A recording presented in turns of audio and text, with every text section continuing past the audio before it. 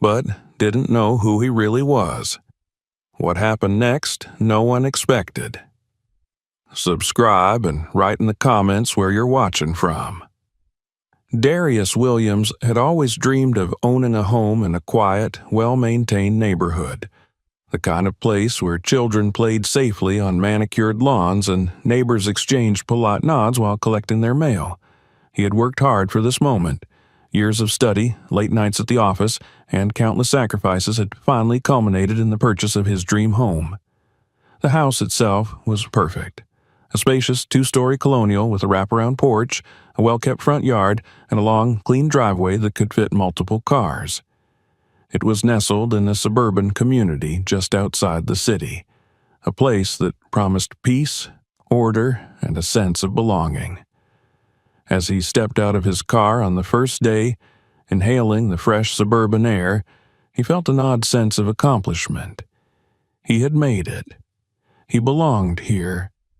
But there was also something else, something he couldn't quite put his finger on. The silence of the neighborhood felt structured. The houses were immaculate, the streets pristine, the lawns trimmed to uniform perfection. It was the kind of neighborhood where everything had a place, and everything stayed in its place. Darius had barely started unpacking when he heard the sound of approaching footsteps on the driveway. He turned to see a middle-aged white woman striding towards him, a bright but calculating smile on her face. She was dressed in an impeccably tailored blazer, her blonde hair pinned back in a neat bun. She exuded an air of authority, the kind that was used to being respected, obeyed, and, most importantly, feared. "Welcome to the community," she announced with a crisp professional enthusiasm. "You must be Mr. Williams." Darius extended his hand politely. "That's me. And you are?" "Karen Stillman. I'm the president of the Homeowners Association. I like to personally welcome all our new residents. We take great pride in our community, and I'm sure you'll come to appreciate everything we do to maintain its character." Darius nodded, though there was something in the way she said character that didn't sit right with him. He had dealt with people like her before, polite on the surface, but with an underlying sharpness that could cut when necessary. "That's great," he said, keeping his tone even. "I'm looking forward to settling in." Karen's eyes flicked to the car in the driveway, then to the boxes stacked near the porch. "I noticed you have quite a few vehicles. I trust they'll all fit in your garage." Darius arched an eyebrow. "I suppose so.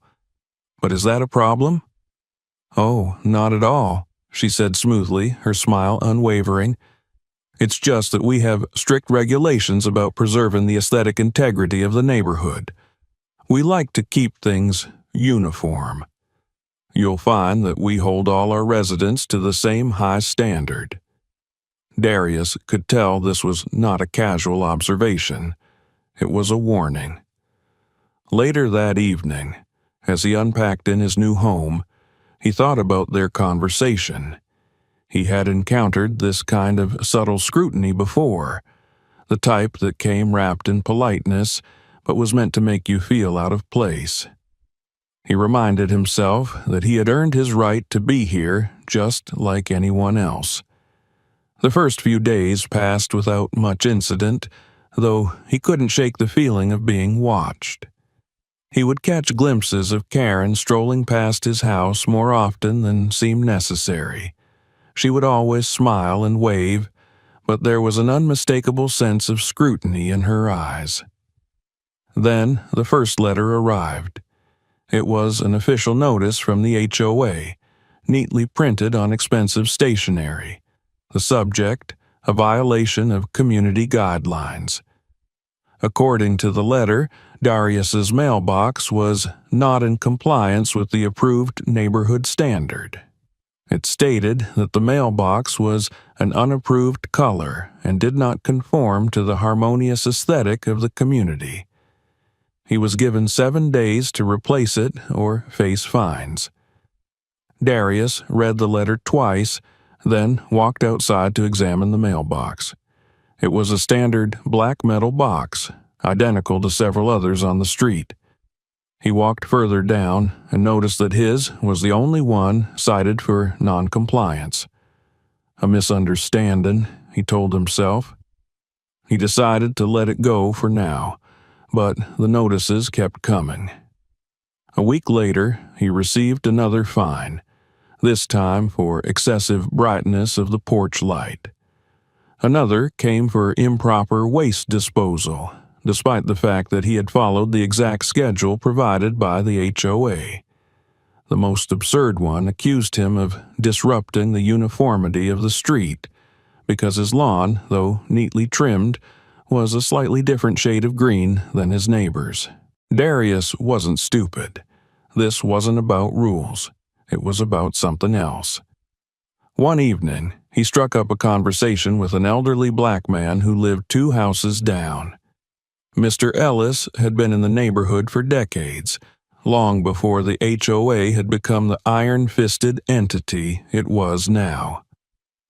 "That woman's been running things for years," Ellis said in a low voice, glancing around as if checking for listening ears. "She keeps this place exactly the way she wants it, and if she doesn't want you here, she'll find a way to make you leave." Darius frowned. "How? Fines, harassment, legal loopholes. She'll push you until you can't take it anymore. And if that doesn't work, she's got her people in the city council, the police department, the real estate board. You ever notice how few black folks live here?" Darius had noticed. Now he knew why. Over the next few weeks, he started paying closer attention. He spoke to neighbors, looked up old records, and found a disturbing pattern. Nearly every black homeowner who had moved into the community in the last 10 years had sold their house within 2 years. Some had been sued over property disputes, others had been fined into financial strain, and many had simply given up under the constant pressure. It wasn't an accident. It was a system, and Darius had just become its next target. But unlike the others, he wasn't planning to leave. If Karen wanted a fight, she was going to get one. Darius sat in his home office, the soft glow of his laptop illuminating his face as he scrolled through pages of legal documents, HOA bylaws, and property laws for the county. He had spent years in the tech industry, solving complex problems through logic and patience, and now he was applying the same meticulous approach to understanding exactly what kind of game Karen and her HOA were playing. The more he read, the more disgusted he became. The bylaws were written in a way that gave the HOA an alarming amount of control over the personal lives of homeowners. They dictated everything from the number of plants one could have in their front yard to the types of vehicles that could be parked outside. None of these rules seemed particularly unusual at first glance. Most gated communities had similar regulations, but there was a pattern in how they were enforced. The language of the rules was deliberately vague, allowing the HOA board, meaning Karen, to apply them selectively. If she didn't like you, she could find something, anything, to cite as a violation. And if you fought back, she could bury you in legal fees, fines, and bureaucratic roadblocks until you had no choice but to sell and leave. That was what had happened to every black family that had moved in before him. He had looked up the previous homeowners of houses now occupied by white families. Almost every black homeowner in the last decade had left after a series of escalating fines, lawsuits, or sudden code violations that required expensive renovations. None of them had fought back for long. Darius wasn't going to be another statistic. If Karen wanted to play games, he would play too. But unlike the others, he wasn't going to fight on her terms. He wasn't going to argue, protest, or demand fairness. He had seen how that played out before. Good people standing up against systems rigged against them, only to be crushed under the weight of bureaucracy, legal fees, and exhaustion. No, he wasn't going to fight her head on. He was going to take away her power from the inside. The first step was understanding the HOA's structure. Karen wasn't acting alone. The board consisted of 5 members, but she had complete control over them. They were either her friends, people who benefited from her rule, or those too afraid to oppose her. That meant challenging her directly was useless. What he needed was control of the votes. Darius started researching property ownership in the neighborhood. That was when he found the first real crack in Karen's armor. The HOA only controlled about 40% of the properties in the neighborhood, meaning that if someone were to own a majority, they could outvote the board and rewrite the rules. That was his way in. The first step was property acquisition. He couldn't just start buying up houses in his name. That would be too obvious. Karen would see what he was doing and move to block him.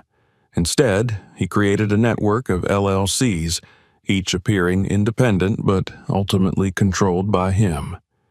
He hired a real estate agent from outside the neighborhood, someone without ties to the HOA, and began looking for homes that were up for sale. He didn't have to look far. Several homeowners were already struggling under Karen's reign, eager to leave. The fines, the constant surveillance, the unending pressure, it had all worn them down. Some were happy just to get out with a decent price for their home. Others didn't even realize the full extent of what was happening. They just knew something felt off and wanted to leave. He made his offers quietly, ensuring the sales went through without raising alarms. Within a few months, he owned 5 properties under different company names. It wasn't enough to take control yet, but it was a start. At the same time, he continued gathering evidence against Karen. He recorded every meeting, noting how she manipulated the board members, how she dismissed valid concerns, and how she tailored the rules to target specific residents. He even managed to get recordings of private conversations where she spoke more openly about her desire to keep the neighborhood's character intact, a phrase that barely disguised her real intentions. The deeper he dug, the more he realized just how corrupt the entire system was. Karen wasn't just enforcing rules unfairly, she was profiting from it. Many of the contractors the HOA hired for mandatory repairs and maintenance were businesses she had personal stakes in. The fines homeowners paid didn't just go to the HOA, a percentage of them went into accounts tied to Karen and her close associates. It was a racket, one that had been running for years without challenge. As he gathered more evidence and acquired more properties, Karen began to take notice. She couldn't see what he was doing yet, but she sensed that something was wrong. The notices started arriving more frequently. Fines increased. She even tried sending inspectors to find safety violations in his home, but he had studied the codes too well. Everything was in perfect compliance. She couldn't find a real reason to escalate, so she made one up. One evening, he received an official letter stating that his cars violated the excess vehicle policy. The HOA had decided that no homeowner could have more than 2 vehicles parked in their driveway. It wasn't a real rule. He had checked the bylaws carefully. But Karen had held a private meeting with the board and had them voted into existence overnight. Darius knew this was an attempt to push him into a legal battle, one she thought he would eventually lose. Instead of fighting it directly, he used the opportunity to accelerate his plan. He approached other homeowners who were also tired of Karen's control, people who had been there for years and had seen what she was doing. Some were hesitant at first, afraid of retaliation, but Darius was persuasive.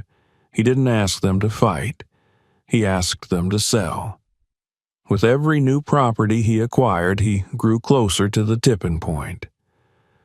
Karen still had no idea what was happening. She saw him as just another troublesome homeowner, one she could eventually grind down like all the others. She had no idea that by the time she realized what was happening, it would be too late. Karen Stillman sat in her office, a small but tastefully decorated room inside her pristine colonial-style home, flipping through a stack of papers with growing frustration.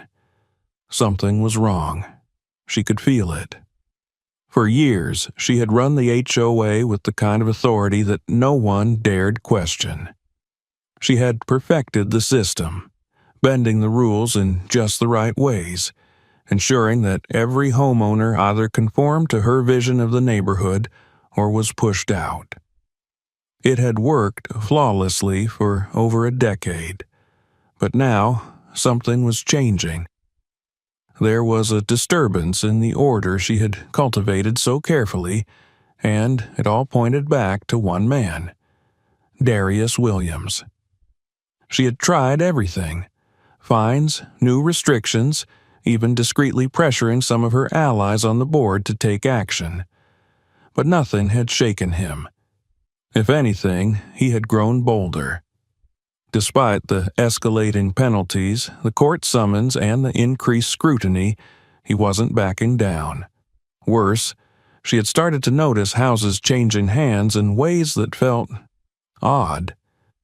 She was used to being aware of every home sale in the community, often influencing them to ensure the right kind of people moved in. But lately, properties had been selling quietly, and none of her usual channels had been involved.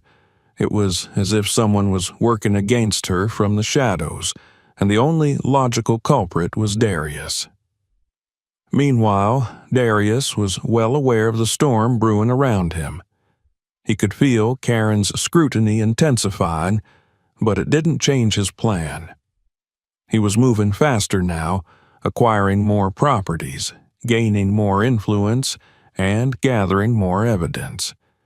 But, most importantly, he was building alliances. He had spent the last few months identifying which residents were tired of Karen's rule but had been too afraid to speak out. It wasn't hard to find them. Many had suffered under her arbitrary fines and manipulative tactics.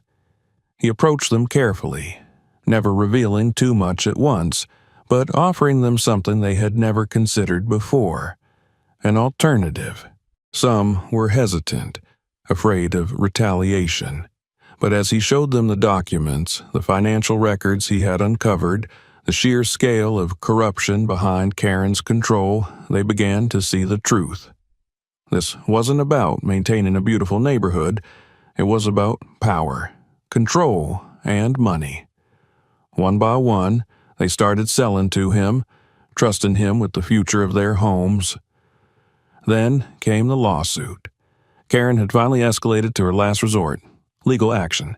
She had convinced the HOA board to file a civil suit against him, citing violation of community standards and repeated refusal to comply with HOA directives. It was a bold move, one that she had used before to drain homeowners of their willpower and financial resources. Most people settled or left before it could even go to trial. But Darius was prepared. He hired a top-tier real estate attorney, someone with experience dismantling HOAs that overstepped their bounds. When the case was formally brought before the court, Karen was expecting Darius to plead for leniency, maybe negotiate a quiet exit in exchange for dropping the suit. Instead, he countersued. Not only did he challenge the fines, but he also presented the evidence he had gathered: proof of discriminatory enforcement, financial fraud, and conflicts of interest within the HOA's leadership. He filed motions demanding a full audit of the HOA's financials, subpoenaed Karen's personal records, and forced a discovery process that sent shockwaves through the community. Karen had underestimated him. She had assumed he would break under pressure like all the others. Instead, she found herself on the defensive for the first time in years. The lawsuit was only the beginning. Public opinion in the neighborhood started to shift. People who had once been loyal to Karen began questioning her authority. The cracks in her power were widening, and Darius was prepared to widen them further. At the next HOA meeting, he made his move. With a calm and measured voice, he outlined the evidence he had gathered. Documents proving that Karen had been funneling HOA funds into her personal accounts, directing maintenance contracts to companies she had financial stakes in, and weaponizing the HOA's bylaws to target specific homeowners. Some residents gasped. Others remained silent, their expressions unreadable. But the most important reaction came from the board members themselves. For the first time, Darius saw doubt in their faces. Karen tried to regain control, launching into a tirade about outsiders trying to dismantle the community, about how she had dedicated years to preserving the integrity of the neighborhood. But the more she spoke, the more desperate she sounded. Darius didn't need to argue. The facts spoke for themselves. By the end of the night, 2 board members quietly stepped down, unwilling to be dragged down with her. That was all he needed. With their departure, a vote was triggered to elect replacements. And, for the first time in years, Karen wasn't the one choosing them. The air in the meeting hall was thick with tension, the kind that pressed against the walls and lingered in every breath taken. Karen Stillman sat at the head of the long wooden table, her fingers clasped together so tightly that her knuckles had turned white. She had spent years maintaining absolute control over this community, shaping it into her vision of perfection, dictating who belonged and who did not. And yet, here she was, facing a room that no longer hung on her every word. Darius sat across from her, calm, his expression unreadable. He had waited for this moment, and he knew that everything he had done up to now had led to this night. The slow acquisition of properties, the gathering of allies, the exposure of corruption, all of it had built towards this inevitable confrontation. Karen was beginning to realize just how much ground she had lost, but she wasn't the kind of person to surrender easily. The remaining board members were uneasy, shifting in their seats as they glanced at one another. 2 of them had already resigned after the last meeting, their silence an admission of guilt, or at least an acknowledgement of the storm that was coming. That left 3, and they were looking at Karen now, waiting for her to guide them through this crisis. But she had no script for this. She was used to controlling every piece of the board, every vote, every conversation. Now, for the first time, there was uncertainty. Darius leaned forward slightly, his hands resting on the table. "I think we all understand why we're here tonight," he said, his voice steady. "This community has functioned under one leadership for a long time.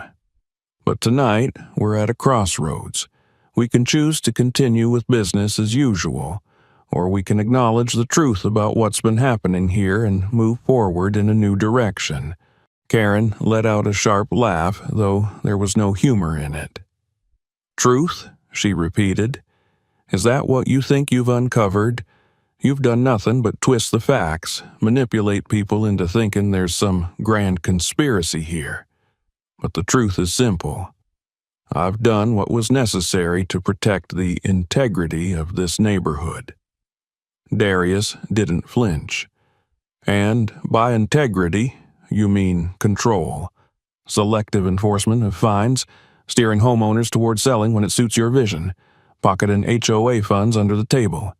Do I need to go on?" Murmurs rippled through the audience. Homeowners who had once been too afraid to speak out were here tonight, watching, listening.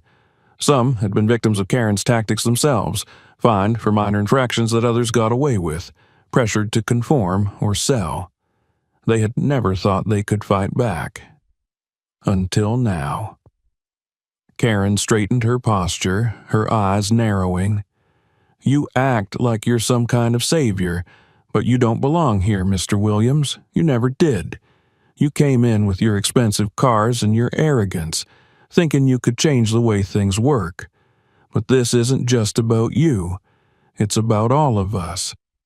Darius let a small silence stretch between them before he spoke again. "You're right. This isn't about me. It's about everyone in this room. The people who have lived here for years and watched as their friends and neighbors were pushed out. The people who have been fined into submission. The ones who never felt truly welcome in a neighborhood they paid just as much to live in as anyone else." He reached into the folder in front of him and pulled out a stack of documents. "I've spent months gathering evidence, financial records, emails, even audio recordings of conversations that I'm sure you don't want played out loud tonight. This isn't about perception anymore, Karen. It's about facts. And the fact is, the homeowners in this community deserve a fair HOA, one that serves them, not the interests of a select few." A heavy silence fell over the room. One of the board members, a man in his 60s who had always been one of Karen's closest allies, cleared his throat. "What exactly are you proposing?" Darius kept his gaze steady. "A vote. Effective immediately, the homeowners present tonight should have the right to decide if this board and its leadership should continue as it is, or if we should hold new elections. A clean slate." Karen's face twisted in fury. "You don't have the authority to call a vote." Darius met her glare head on. "Actually, I do. As of last week, I own enough properties in this community to constitute a majority stake in the HOA voting rights. And, per the HOA bylaws, ones you helped put in place, by the way, a homeowner holding a majority can call for a vote of no confidence against the current board." The silence that followed was absolute. Karen looked at the remaining board members, her face betraying the first hints of real panic. They were supposed to back her, to stand by her as they always had, but one by one they avoided her gaze. They knew she was finished. The vote was held. It wasn't even close. By the end of the night, Karen Stillman was no longer the president of the HOA. The board was dissolved, pending new elections. Homeowners who had once felt powerless had, for the first time, taken back control of their own community. Karen sat there for a long time after the vote was counted, as if refusing to accept the reality of what had just happened. When she finally stood, her expression was blank, her movements slow and deliberate. She didn't say a word as she gathered her papers, as if she could will herself into believing that none of this had happened. Then, without a glance at anyone, she turned and walked out of the meeting hall. No one stopped her. Darius remained seated, letting the victory settle in, but he knew it wasn't over. There was still work to be done. The HOA needed to be rebuilt, not just torn down. The neighborhood needed to heal from years of control and quiet oppression. And Karen, she wouldn't go down without trying to take someone with her. But for the first time, he wasn't alone in the fight. For the first time, the people of this community had seen what it meant to stand up. And there was no going back. Darius woke early the next morning, long before the sun had fully risen, and stood by his window looking out over the quiet neighborhood. The streets were still, the houses lined in perfect symmetry, just as they had always been. But something had changed. There was an energy in the air, a subtle shift in the balance of power that could not be seen, only felt. For the first time since moving here, he could breathe. Karen was gone. Or, at least, she had lost. The vote the night before had stripped her of the power she had wielded for so many years, her empire of control collapsing in a single evening. The board had been dissolved. New elections were on the horizon, and the homeowners, the real homeowners, not just those she had deemed acceptable, had reclaimed what was rightfully theirs. It was a victory, but Darius knew better than to celebrate too soon. He had seen it in her eyes as she left the meeting hall, the quiet, burning fury of a woman who was not used to losing. She hadn't yelled, hadn't threatened, or made a dramatic exit. She had simply stood, gathered her things, and walked out. And that was what unsettled him the most. Karen wasn't the type to accept defeat. If she had gone down quietly, it meant she was already planning her next move. By noon, the rumors had started. Word spread through the neighborhood that Karen was threatening legal action, claiming that the vote had been illegitimate, that Darius had used shady tactics to gain control of the HOA, that the new leadership was politically motivated. Some of her longtime supporters, though fewer in number now, were still clinging to the idea that she had been wronged. They muttered among themselves, whispering conspiracies about how Darius had somehow tricked them all, about how he was going to change everything and ruin the community. Darius ignored it. He had expected this. Instead, he focused on rebuilding. The first priority was addressing the damage Karen had done, both financially and structurally. The HOA's financial records, once kept under lock and key, were now being reviewed in full, and as expected, the corruption ran deep.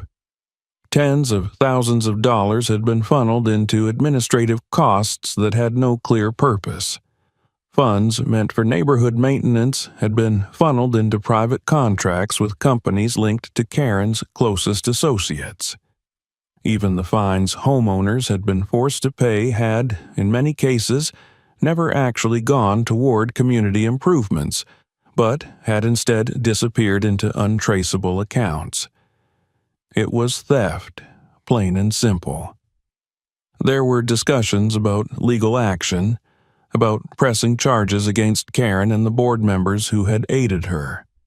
But the reality was more complicated. She had covered her tracks well, and even with the evidence they had, a drawn-out legal battle could take years, with no guarantee of justice. Instead, the focus had to be on fixing what had been broken. One by one, the old policies were dismantled. The ridiculous fines for aesthetic violations were eliminated. The aggressive surveillance of homeowners, something Karen had once defended as preserving neighborhood standards, was shut down completely. The board, when re-elected, would operate transparently, with decisions made in public meetings, not behind closed doors. And, most importantly, those who had been unfairly targeted over the years were acknowledged. Homeowners who had been fined into financial hardship saw their penalties overturned. Those who had been forced to pay excessive HOA fees received refunds. It wasn't a perfect solution. Some damage could never be undone, but it was a step toward making things right. Still, there was resistance. Not everyone in the neighborhood welcomed the changes. Some genuinely believed Karen had been right to enforce such strict standards. They saw Darius not as a liberator, but as an outsider who had come in and upended tradition. These were the people who had lived comfortably under her rule, who had benefited from her selective enforcement, who had never been fined, never been harassed, never been told they didn't belong. They resented the new order. Darius was not surprised when, a week later, he received his first direct message from Karen herself. It arrived in the form of a letter delivered by hand, neatly folded inside an unmarked envelope. There was no anger in the words she had written, no threats or accusations. It was polite, even professional. Mr. Williams, I suppose congratulations are in order. You've won. 4 now. I won't insult you by pretending that I accept this outcome, nor will I pretend that I believe you belong here. But you and I both know that power is not taken so easily without consequence.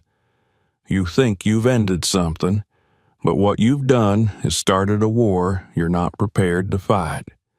You believe the people are on your side now, but people are fickle, and loyalty fades. I built this community. I shaped it into what it is. And you think you can tear that down in a single night? We'll see. Enjoy your victory while it lasts. There was no signature. Darius read it twice, then calmly folded it and placed it on his desk. He wasn't afraid. He had known from the beginning that this wouldn't end cleanly. Karen had lost, but she still had influence. She still had allies, and she would do everything in her power to undermine him, to turn the neighborhood against him, to regain what she had lost. That was fine. He hadn't come here to play by her rules. By the time evening fell, he had already received a call from another community, one not too far from his own, where a different HOA president had been using the same tactics Karen had. They had heard about what he had done, and they wanted his help. Darius smiled to himself as he leaned back in his chair. The fight wasn't over, it was just beginning. Darius sat in his home office, the dim glow of his laptop screen illuminating the stacks of documents spread across his desk.